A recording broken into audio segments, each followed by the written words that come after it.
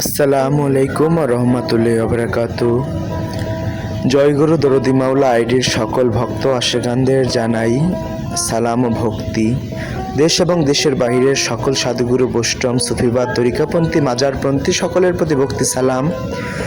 তো এখন আমরা যে জায়গাটিতে অবস্থান করছি, যে মাজারটিতে চলে এসেছি, হজরত পথিক তারিক আলী শাহ চিস্তিয়া খানকায় শরীফটিতে এসেই চোখে পড়ল দরবারটির অসম্ভব সুন্দর মনোরম পরিবেশটি দেখে মনটা মুগ্ধ হয়ে গেল। বিধায় আপনাদের সামনে কিছু ভিডিও তুলে ধরার চেষ্টা করলাম।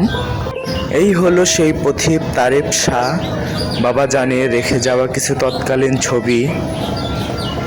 তার এই রেখে যাওয়া নিদর্শনগুলো দেখলে বোঝা যায় যে সে কতটা মানব প্রেমী ছিলেন, কতটা সৃষ্টির প্রতি নিমগ্ন ছিলেন।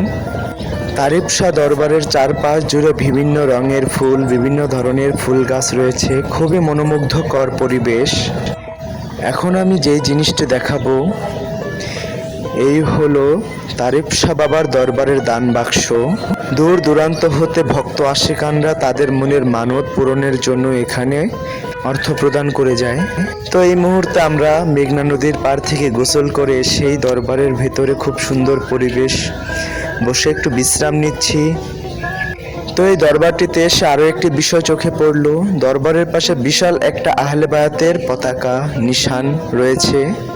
এক কথায় সব মিলিয়ে বলতে গেলে দরবারটি অতুলনীয় সুন্দর। বাবাজানও রয়েছে ওইখানে, আমার মা জননী রয়েছে, আমি অধম আকাশ চিস্তিয়াও আপনাদের সাথে কথা বলতেছি। তো এই হলো দরবার প্রাঙ্গণ।